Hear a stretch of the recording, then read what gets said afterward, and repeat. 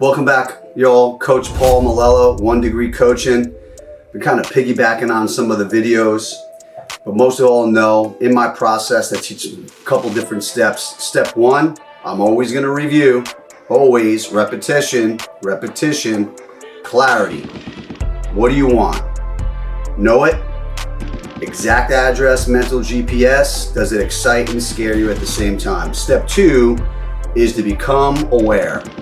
On previous videos, we started analyzing, depending on what you want, we started analyzing your thoughts, right? And a part of this, when you start analyzing your thoughts, whether they're negative or positive, it's also going to trigger an emotion or a feeling. I want you all to write this down. And these are the most 8 powerful words probably that you're going to hear. You have the ability to choose your thoughts. Now let's reframe this. Cross out the word you and write I. I have the ability to choose my thoughts. Whose thoughts are they? Your thoughts, not my thoughts, not your spouse's thoughts, not your manager, your owner, your partner, no one else's thoughts except for you. All right? And that's important that you have to remember that one statement, those 8 powerful words, so powerful. Okay? And we started taking inventory of your thoughts. And then to see how that will trigger an emotion. I'm going to be talking about emotions in a little bit, but when I get to that second step on becoming aware, we're becoming aware of our thoughts, of our emotions, and also what I call your little voices. I love this segment. I believe we all have at least 2 voices in our head.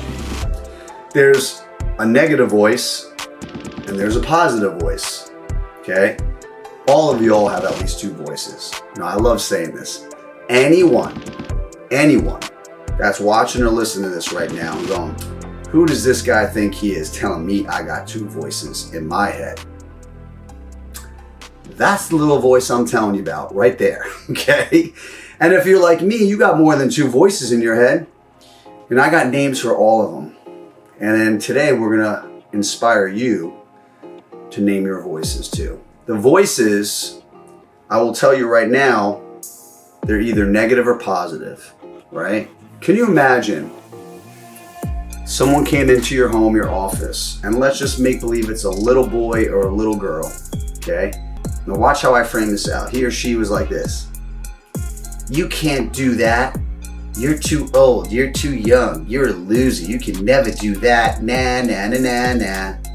Now when I changed my tonality, kind of speaking like a little kid, and I framed it out like it's a little 7 or 8-year-old kid coming in and talking smack to you, I bet you everyone watching this video right now started to laugh. But you know what's crazy? You walk around with your little voices. You wake up with them. You go to bed with them. They're with you all day long. You know what the crazy part is? I guarantee if you're like me at certain points in my life, you actually listen to those voices. And I guarantee they dictate a lot of your behavior because I know how that is. Some of my little voices controlled and dictated me up until I was 40 years old. That's just the truth. So a part of becoming aware after knowing what you want is you got to be really consciously aware of not only how you think and feel, but you have to be consciously aware of your little voices in your head. So here's the fun part. You're going to identify what I call your little voices. And what I usually frame this out. Now, I do a lot of NLP work. I'm not anyone like super professional, but I've done enough work in personal development. I know what I'm talking about. Neuro-linguistic programming, and a lot of the techniques they teach you is they help you reframe, create a different perception, decompartmentalize certain things and shrink things down so they're not really how you frame stuff out in your mind, right? Putting out a story. This is a Coach Paul exclusive, okay? I always give mentors and people credit for things I've learned, but here's what I will tell you. This is a Coach P exclusive. I call this the voice exercise. And so what we're gonna do is we're gonna come up with 3 negative voices. And your 3 negative voices have to have a disempowering name, an age in your life, or a story, or an experience on when he or she you believe was created in your life story. And then on the other side, we're gonna create 3 empowering names. And if you don't have any in your life experience, you're gonna create one based on a future life experience. And so we're gonna create what we call an empowering name to give him or her credibility and significance. And we're gonna also identify the name, the age, the story, and the same thing, and the experience on when he or she was hopefully created in your life. Okay, you with me? All right, cool. I teach in stories, okay? And the reason why I teach in stories, I think as a coach, as a teacher, and throughout history, people love stories. But also I want to prove to anyone that learns from me is that I don't just talk. I also, anything I teach, I either do it or have done it in my lifetime because I think that's what you're supposed to do. You're supposed to lead by example. So I'm going to share my 3 negative voices and my 3 positive voices and then share a story with you so this thing sinks in. My first negative voice is who I call Easy Target Paul, okay? Now, Easy Target Paul is about 7 years old. He's short. He's not good at sports. He has pretty much 0 self-confidence and self-esteem. And he has a childhood bully named Tommy Gonzalez. And Tommy kicked the crap out of Easy Target Paul almost every single day. Like, we rode the bus together. He was my neighbor in my class. Like, I could almost never avoid him unless I stayed in the home in a bubble, right? And so what happened was my parents just got sick and tired of Easy Target Paul, and they put me in martial arts. But let's just freeze there. Easy Target Paul, 7 years old. He's short. He's not an athlete. He has 0 self-confidence, 0 self-esteem, and he gets bullied. Are you with me? Great. Okay. So that's my first voice. Okay. My second voice is Second Best Paul. Second Best Paul is probably around like 11, 12, 13 years of age. Okay. He is now a martial arts student. Because Tommy bullied me, my parents put me in martial arts at 7, 8 years old. And I secretly trained in the martial arts, and no one knew. And so Second Best Paul is a martial artist. Quick story though, I gotta tell this story, those who ever know this, but I did train in the martial arts, and I was trained like 6, 8 months. And my parents at the time had a set of twins. And my younger brother and sister were just born. I'm about 8 years old. My parents couldn't pick me up from the bus stop, or my mom couldn't pick me up from the bus stop because they were infants. And back where I grew up in Upper Westchester, Putnam County, New York, very rural area, the bus would just drop us off the top of the road, and I had to walk back down to my house, which was like a quarter mile, I think, down to my parents' house. And then one day, I get off the bus, and here's Tommy about to pick a fight with me. True story. I finally had confidence. I kind of stepped back to my little martial arts stance. He kind of laughed. I fake low, went high. I popped him in the nose. He started to bleed, and I ran like Forrest Gump, right? I ran like Forrest Gump all the way back down to my parents' house. And what happened was, Tommy never picked on me ever again. Like, we became childhood best friends. Funnier story, I became his best man in his wedding. Funnier story, I was the best man in his second wedding. And if you're watching, I'm not going to be the best man in the third wedding. So Tom is in a good space. He's a school teacher. We laugh. I would have never taken martial arts and had my martial art business and empire if he didn't pick on me. So that was Easy Target Paul, right? There's always a good thing that comes out of a negative. Second Best Paul, in reality, he is now a martial artist. And he, you know what? He competes and he wins regionally. New York, New Jersey, Connecticut state championships, regional championships. But when Second Best Paul goes to nationals, he always falls short. He always wins like silver or bronze. He never wins that gold medal. And on his team, and again, this is his perception, he's the youngest, he's the lightest. He doesn't think he's favored by his coach. And a lot of the other players and guys on his team are bigger and older. So even when he's training and we're practicing, I was kind of like a sparring dummy for a lot of the guys back then. I was kind of confident, but I felt like insignificant because I was second best. He's about 12, 13 years of age, right? I'm not kidding you. I have a picture of him on the second place podium at Nationals in 1986 or 87. You know, I probably weigh like 80, 90 pounds. If that kid came in here and tried talking smack to me, I could punch a hole through his chest, okay? But for a long time, he dominated me, okay? He dominated my mind. I just always thought I was never good enough. Here's the third voice I had, Wise Ass Paul. Now, I will say this. It really was Wise Ass Paulie. Now, I hate that name. I tell people, if you call me Paulie, I will throw punch you. People are like, what do you mean? I go, only ones that call me that are people that knew me in the late 80s, early 90s. I killed that version of me back in 1992, 1993. But Wise Ass Paul is probably like 16, 17, 18 years old. He's still short, but he could kind of fight, you know, for a little guy, but he's super skinny. So self-conscious of his physique and his body. And a lot of my friends back then were kind of stud athletes in baseball and football and lacrosse players, and they're in the gym. You know, I was still a competitor. I had to cut weight. I'd walk around high school like a $120, and I had to cut weight to about 110 pounds. Imagine 110 pounds. So crazy. I was so conscious of my body. And guys were like, hey, Paul, take off your shirt. Hey, Paul, take off your shirt, to try to embarrass me around girls. And so I would be a wise ass, and I try to pick fights to overcompensate. So these are my negative voices. Easy target Paul, 7 years old. Second best Paul, 11, 12, 13. Never can win nationals. And then wise ass Paul, probably in high school, and then just overcompensated. You're probably thinking of your names right now, okay? Let's pivot over to the positive voices.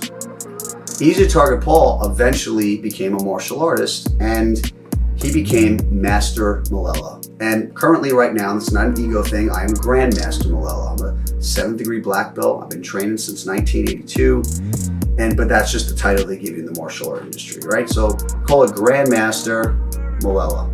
And honestly, this has and was a very dominant voice in my identity. Grandmaster Malala is respectful, he's humble, he wears a martial art uniform, he doesn't curse, he's very spiritual. You know, he's a very, I think, a high level character personality in my being, okay? Very dominant force for a real long time, and still is.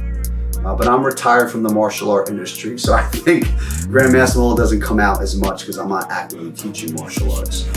The second voice I have, and don't take this the wrong way, but this is what I called him, Perfect Paul. Now, I'm going to preface that I only believe God's perfect. I believe that no human is perfect, but we have perfection within us because we're byproducts of God. That's my belief. I just want to set that clear. Perfect Paul says, you know what? Never again am I going to be second best. Never again am I going to be second best. I hated sucking. I hated it so much. But honestly, that created who I am today to set such high standards of myself. People don't understand why I keep on pushing and growing and want to improve it, because the majority of my life, I sucked and I hated it. I really did. But I'm actually so grateful that I did early on in my life, because it created such a burning desire in me right now as an adult. Perfect Paul says, you know what?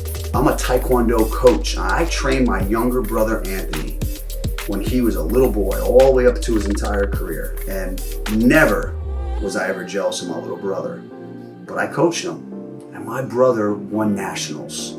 He was on the junior national Olympic team, went to world championships. He was at the Olympic Training Center, was super close at team trials. And I wasn't a high, I created national champions in Taekwondo and Olympic level type fighters and athletes.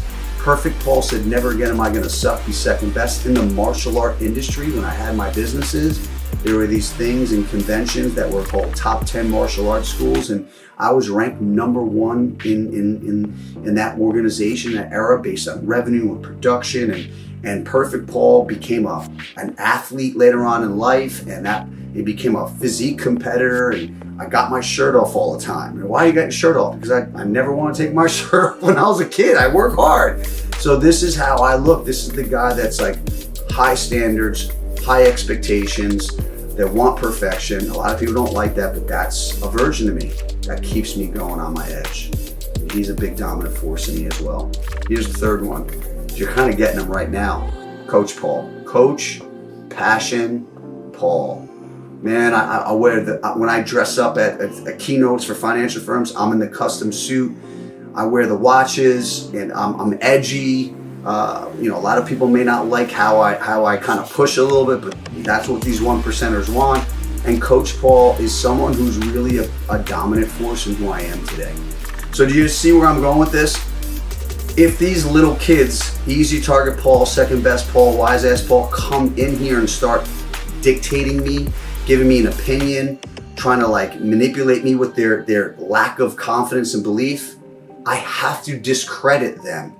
If a little kid came in here and started making fun of you, would you listen to them? No, you laugh at them, send them on the way, smack them on the ass and leave. But you don't do that now because you haven't learned how to create this game and identify who's this speaking to me right now that's giving me stinking thinking, and will I take advice from that person? No, I wouldn't. But I would take advice from Grandmaster Malella. I do take advice from Perfect Paul. I do take advice from Coach Passion Paul. And you know who else I take advice from? The version of me 20 years into the future, 30 years into the future. It's weird. I actually have conversations of that man in the future. And as I'm filming this right now, I will tell you my secret. This person who you see 15, 20 years ago, I was speaking to me back then. This version of myself was talking to me 10 years ago, 5 years ago, 20 years ago. And that's the truth. And so, I know there's a longer video, but I have to share another story. As I'm filming this now, I'm about to turn 52 years old. But when I was turning 40, my old business partner and childhood best friend, besides the Tommy guy, is my old partner and co-author, Chris Burlow. And we created the martial art organization together, our old company, Empowered Master, together before I branded One Degree Coaching.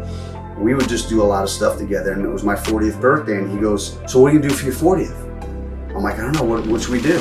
When we're doing, we have to do something epic. And epic for us doesn't mean we're going to Vegas and doing some dumb shit, right? Epic means we have to challenge ourselves. That was always the way we rolled. So I'm like, what do you got in mind? He goes, hey man, you want to do an Xterra? Now, I don't know if you know what that is, but an Xterra is an off-road triathlon. So what do? You swim in the water, you mountain bike in the woods, and you run in the woods. There's only one problem. I didn't know how to swim. So talk about getting uncomfortable. I had to learn how to swim at 39 years old. Right now, this off-road triathlon, this Xterra, was going to be held in August of that year, of me turning 40. So I had a good friend of mine, two good friends, Audra and George Sickler. They're Ironman athletes at the time, and Coach Audra was like training for her age category at nationals for triathlons, and she was patient enough to teach me how to swim. And I was learning how to swim with Coach Audra. It was super uncomfortable, all right? Super uncomfortable, but that was the mission. Do something to get me uncomfortable, keep my edge. My old partner, Chris, was honestly an amazing cross-country mountain biker, so I just trained with him mountain biking. You know, I would lift and I was running, and that was, easier to do. And so my old partner, Chris, is like, hey, that race is until August, but in March, April, May, and June, there is a cross-country mountain bike circuit in New York and New Jersey, and they hold these races, these two different circuits, every Saturday and Sunday. So my wife Gina gave me grace because our kids were a little bit younger back then, and she, was like, go train. And so every Saturday and Sunday, my old partner Chris and I, we go to these races and condition ourselves, because the mountain bike race is literally the biggest part of the triathlon. So that made sense to me. I'm like, all right, let's rock, let's roll. And so we did. And we were actually we called ourselves like Shake and Bake, like Ricky Bobby, right? Talladega Nights. And we were crushing it, man. He would win his category, I win my category. And for that age bracket, I was coming in first place every weekend. It was cool. It was boosted up my confidence. I was super conditioned. I was a machine, endurance athlete back then. And my partner Chris is like, yo, the USA Mountain Bike National Championships are at the same mountain, which was, I think, Black Bear, Big Bear, PA, but like in June.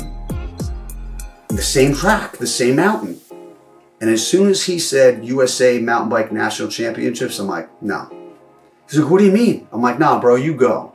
I'm not gonna go. What? Do you know why? I bet you know, watching this, why? Is because second best Paul was like, hell no, you suck.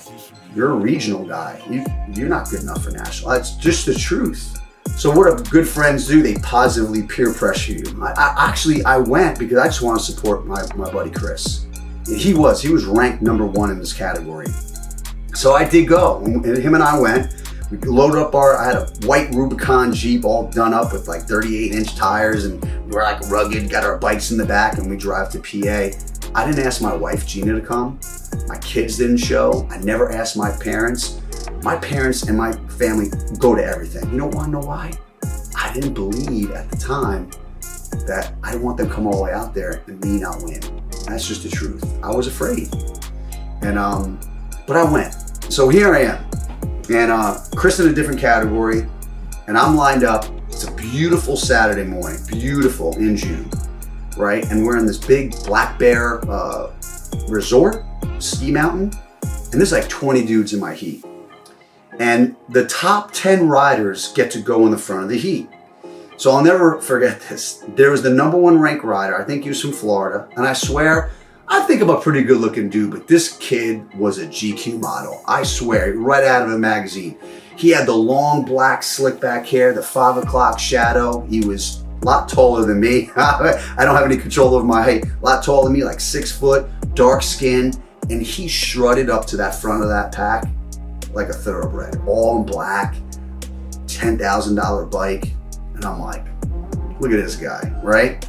And it's the truth. I didn't know it, but I was ranked 8. And they're like, Paul Malella, back then I lived in a small town called Putnam Valley, New York, and I got to go to the left side of the heat. If you weren't top 10, you're in the back, okay?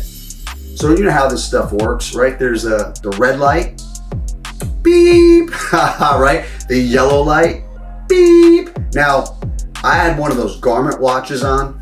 Now, I've never done cocaine in my life, but I can imagine someone that did a lot of cocaine, how their heart's about to explode. I can only imagine. I'm looking at my Garmin watch. My heart is literally about to come out of my chest from the adrenaline. And I used to be on the line because of martial art. It's called Kia, but I yell really loud. Everyone thought I was insane, like a crazy, and I'm screaming.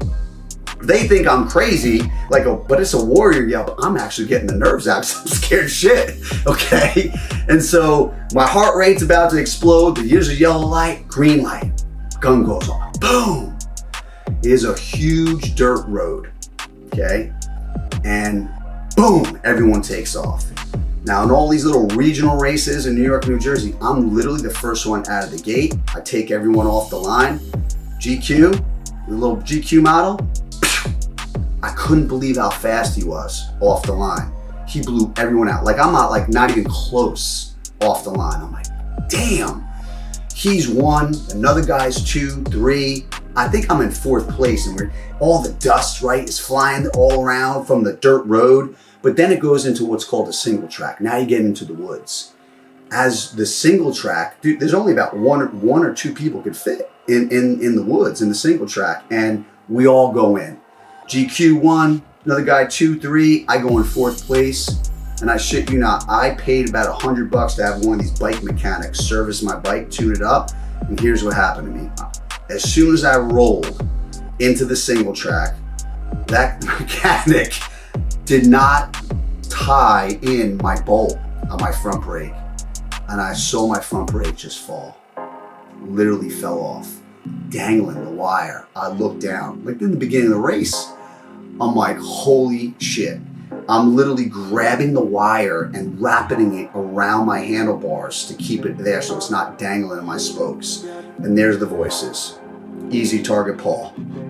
I heard them. You're gonna die. You're gonna flip over your handlebars on these rocks. They're gonna helicopter you out of here. I heard second best Paul, like literally yapping in my mind. You don't belong here. You're at nationals. You won't even podium. You're not good enough. Like literally I heard it.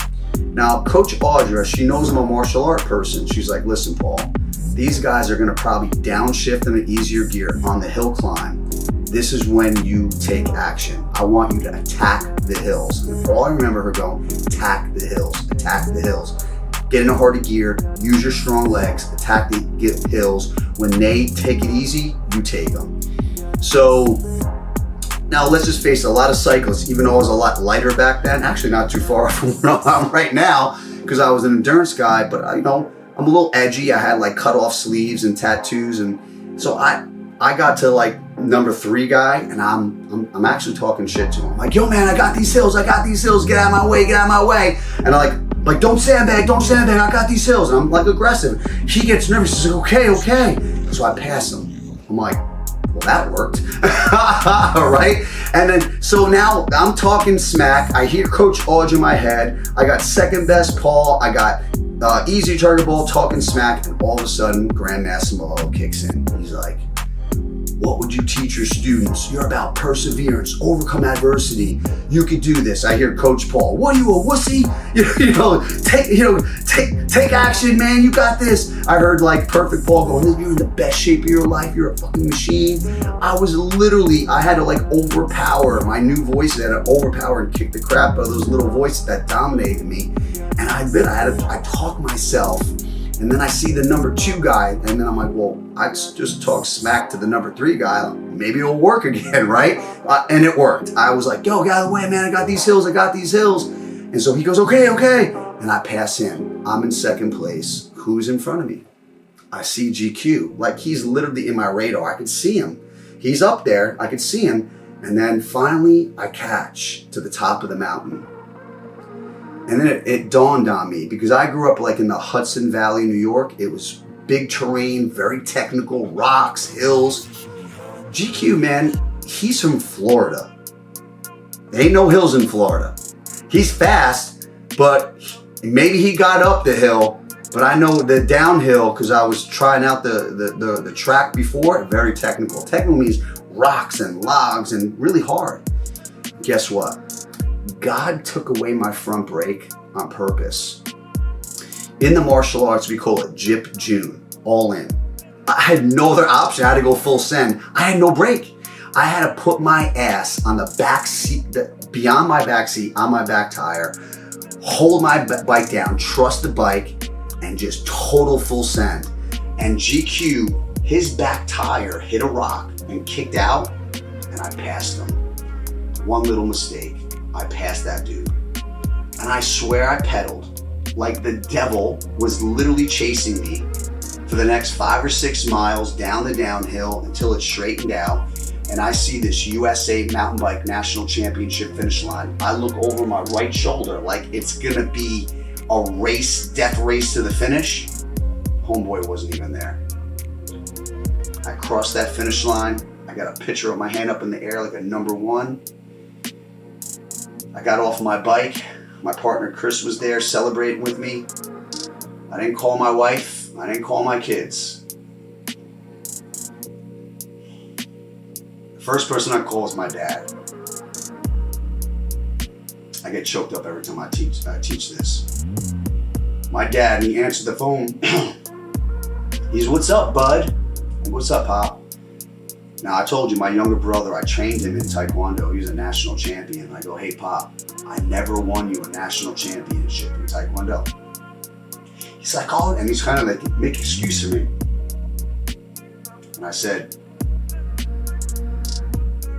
you got a 40-year-old mountain bike national champion. He started to laugh. And the second place guy wasn't GQ. When I passed GQ, I stole his soul. I crushed him because he had the race won. He didn't even podium. They podiumed 5 people on that race, that national championship. It's funny. I have a picture of me on first place, my hands up in the air, and all the dudes on second, third, fourth, fifth are still taller than me because I was so short. And here's the thing: that second place guy that came in, he came in like I think 2 or 3 minutes after me. 2 or 3 minutes after me. I called my wife. I called my dad. I think I took a piss in the porta potty before those guys came back. I dominated. I didn't just dominate those guys. You know what I really dominated? I dominated my little voices in my head. Here's the deal. It took me 40 years not to allow my little voices, dictate my outcome anymore. And anyone watching this that stayed this long, watching this, I don't want you to wait any longer for your little voices to dominate you anymore. Because they have zero credibility in your subconscious mind, zero authority. And if I were you, I'd identify your negative voices, give them a name, an age, an experience, start to discredit them, and then even if you have to make up new voices, start to let them give advice to you. Be better every day.